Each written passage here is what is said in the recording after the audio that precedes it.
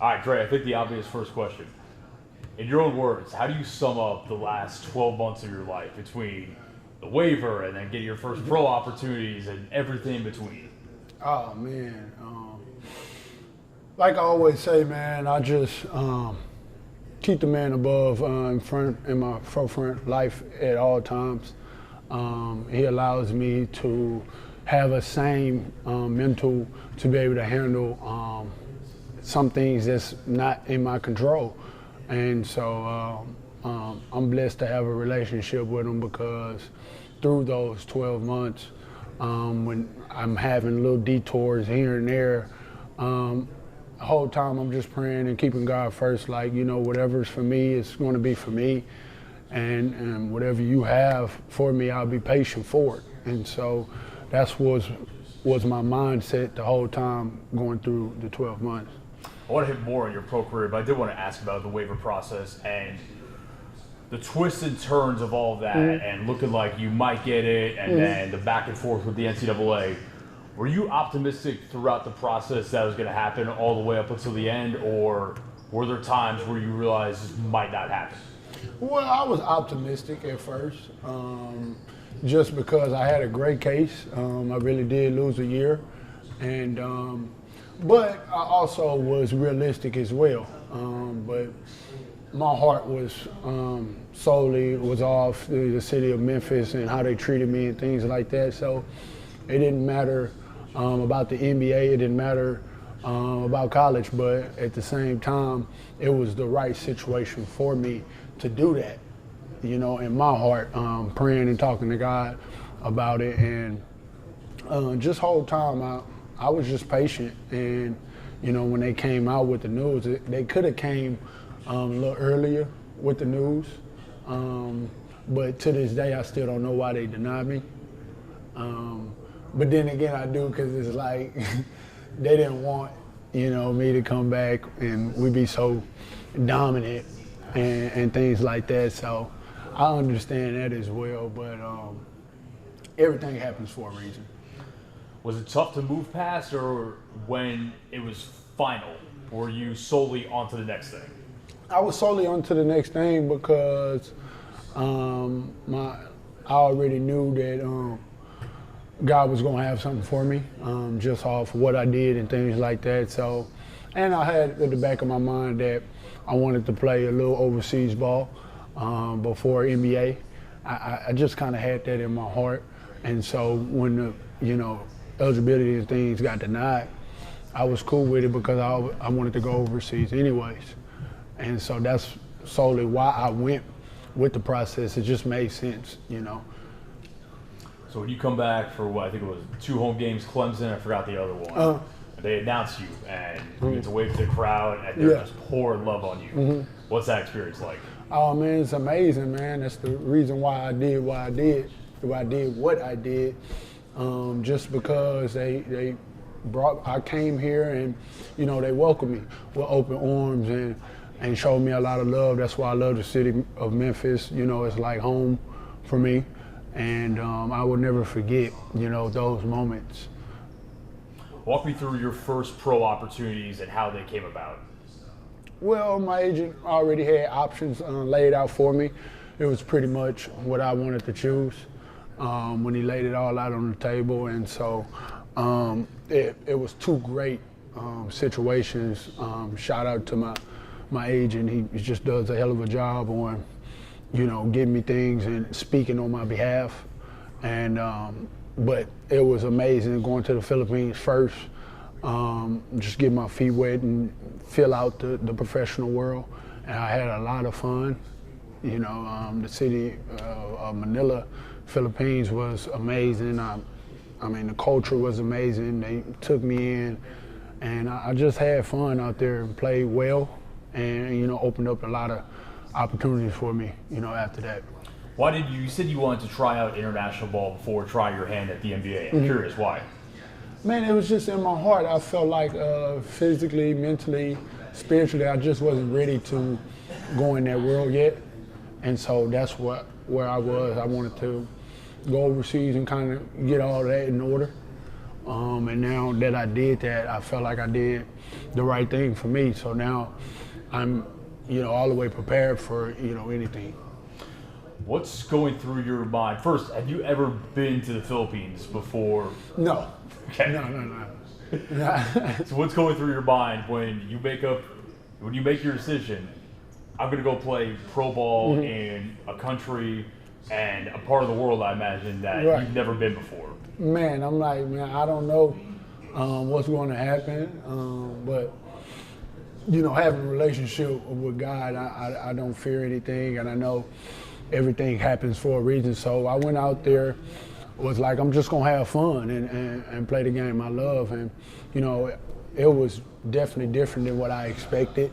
I didn't expect it to be that fun and enjoyable. They had a lot of Americanized food, a lot of different places that shocked me, because it was really beautiful out there, beaches, white sand and things like that. So it was a hell of an experience, man. What was the biggest adjustment to the culture there? Man, just it being a lot of people walking and things like that. It's like more real life out there than the United States, because you don't really see a lot of people walking out here. But you go to the Philippines, it's thousands of people walking in the streets, riding their bikes. So it's like they're more outside with it, if that makes sense. Yes. And how they treat people. Filipinos are very nice and welcoming, and so they was very nice. Like, they welcomed me with open arms. They treated me like I was the greatest ever. So that was a plus too, going to the Philippines, and I enjoyed myself, man. So I bet you I've got a good friend that's from there, and he said the same thing, that basketball is the #1 sport there, and people absolutely love it. That side of things, the basketball, the environment, the style of play, how would you sum all that up? Oh, man, it was exactly how they explained it. Like, Philippines being a basketball world, that's why I fitted in perfect as soon as I got there, because it was just, have fun, enjoy yourself, and do what you do. And I had great teammates to be able to welcome me there, and so it was all a great situation for me. And y'all saw that I put up crazy numbers out there just because I was in the right mental space and in the right environment. Philippines, what, like 15 hours ahead? Is it that far? Yeah, 15 hours ahead. They're on the same time zone as Taiwan. What's that communication when you're trying to talk with people? Yeah, it's different. What's that like? Yeah, it's different because, at night it'll probably be morning here. Yeah. And so it'll be on and off, but I still worked through it and got able to talk to my peers and things like that, so I was good. So was it 2 games in the Philippines? Yeah, it was 2 games in the Philippines. Cheers. How does that work as far as, did you sign a contract, or was it like a game-by-game thing? How does that all work? No, it was a contract. It was a contract. They basically brought me in to help them push for playoffs and stuff like that. And so when we lost, the contract was over, after that. So that's how that worked. Oh, so they brought you in like right at the end of their regular season, basically. Got it. Okay, cool. I imagine the answer is the same. Have you ever been to Taiwan before? No. How does that come about after the Philippines? Because you said you put up good numbers in the Philippines. I imagine you caught some eyes like that, but how did Taiwan come about? Oh, man, Taiwan, it was the perfect situation for me because all the other options I had, it was either for less money or I didn't want to be there because it wasn't a great environment for me. And when Taiwan came up, everything matched the way it needed to match. And, when I first got there, I was like blown away, honestly.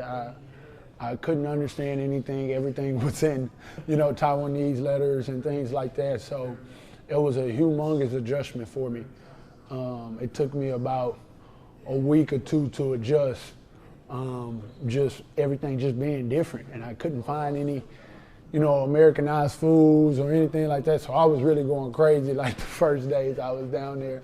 But my teammates, once I started getting welcoming with my teammates and things like that, then they showed me around Taiwan, and they helped me find a different places and Americanized food for me to eat.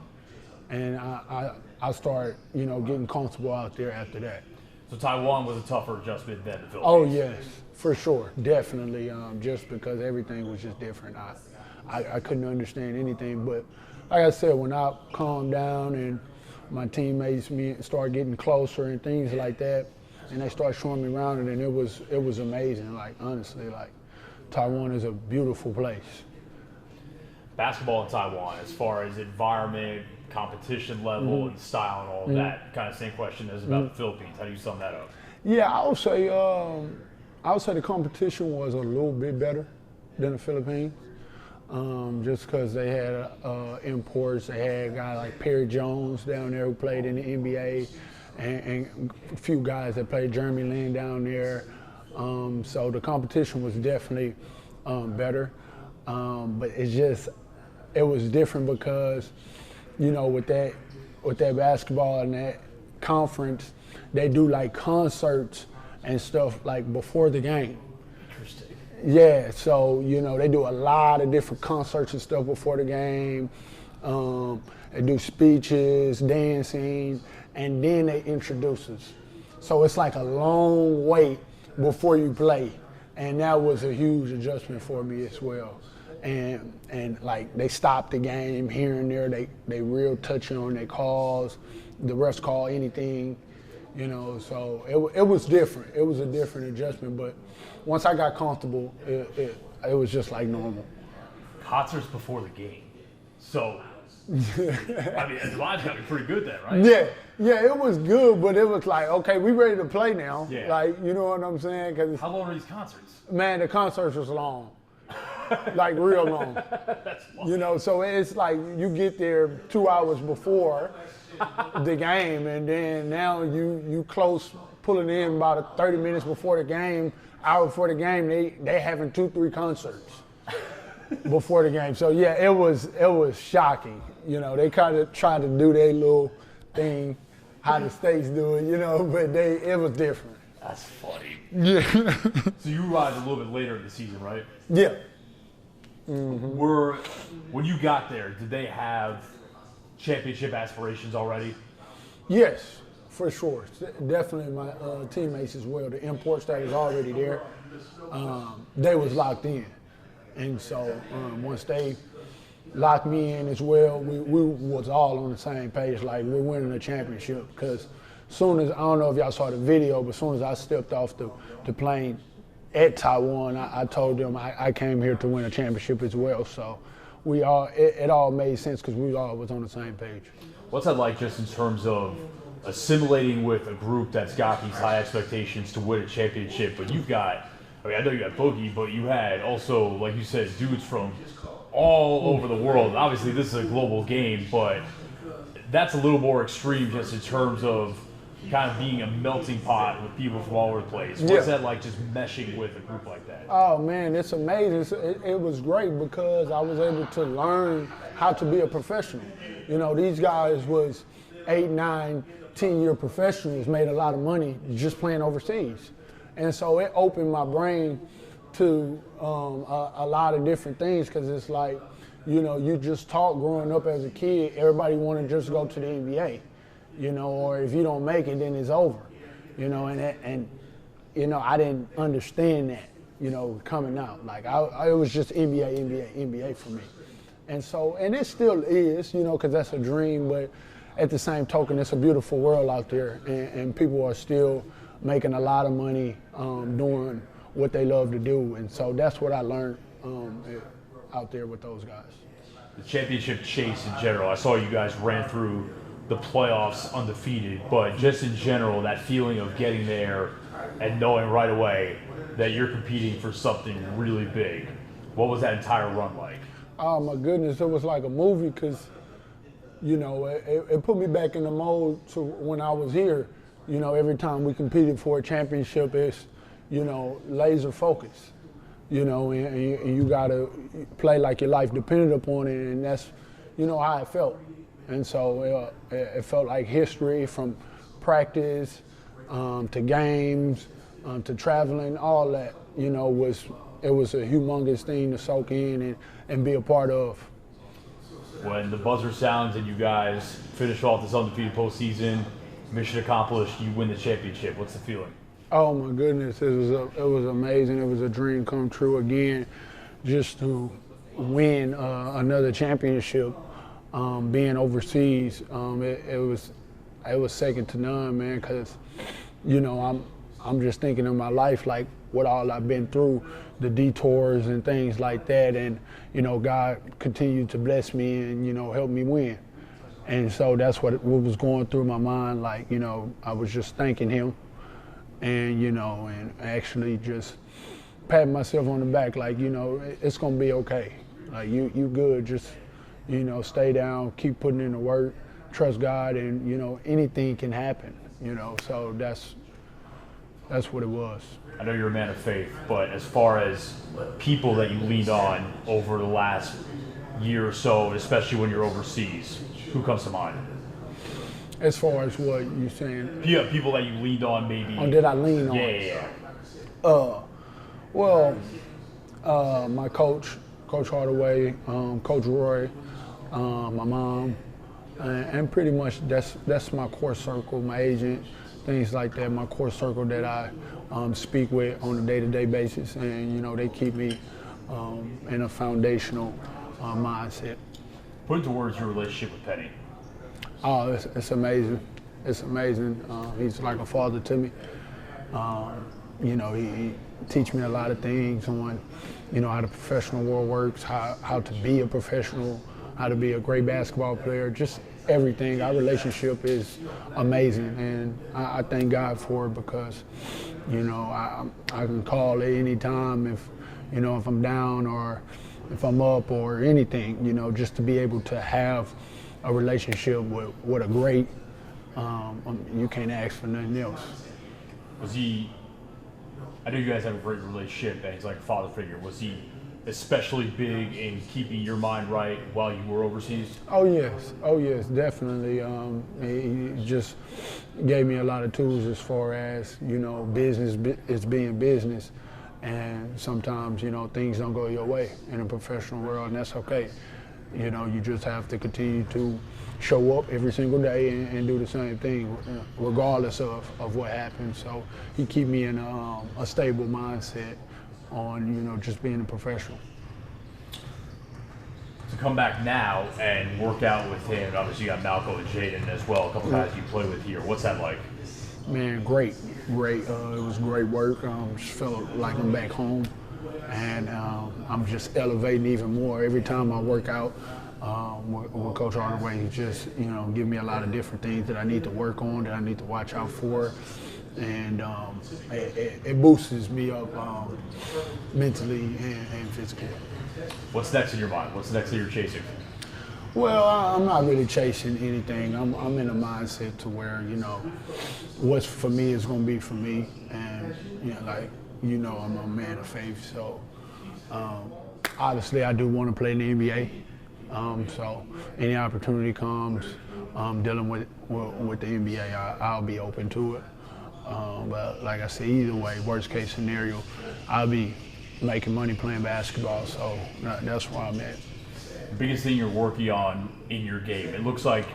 Are you kind of more transitioning to more of like a wing mindset now? Instead of college, you're maybe like more of like a 4 small ball 5? Yeah. I was more of big in college just because I was the biggest on my team.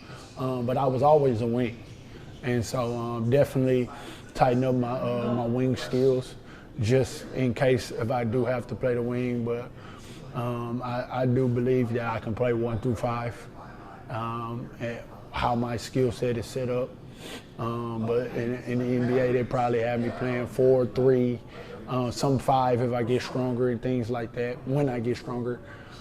So I'm a versatile player. That's what, is the plus about me. So any team can use me because I do everything on both sides of the floor. If you will, give your pitch. Why shouldn't NBA teams sign you? Why shouldn't they? Oh, why should they? Okay, why should they? I mean, I can tell I'm an ultimate team guy. And I'm a winner, first off. And I just bring winning pedigree to any team I'm at. And I'm very selfless. And, I have the skill set and everything to be whoever I need to be for the team. And so, I mean, it would be crazy for a team not to bring me in. As far as the age stuff, what are you telling teams as to why that shouldn't be a factor at all? I mean, guys are 35, 36, still at the peak of their game. And you look at these guys in the NBA who's playing almost to 40. So I believe I have at least 10 to 12 more years to play. So it's like I'm just reaching my full potential, and I might not even reach that till, I'm 30-something. So it's basically, I don't even know why that's a factor, because everybody in the league or professional now, it's all different ages. And so age shouldn't mean anything. If you want to win, you're going to get the players you need to get to win. How cool would it be if an NBA opportunity came about with the other team that plays at FedEx Forum? You mean the Grizzlies? Yeah. Man, it would be amazing to come back to the school, the city I played in college, and I just bring so much excitement and joy and just winning pedigree, to the city again, and it would be, amazing. I guess the last thing I got is, it sounds like you really have enjoyed your experience playing overseas. For people that maybe don't give the overseas game the respect or look down on it, what would you say about that and your experience and how much you enjoyed it?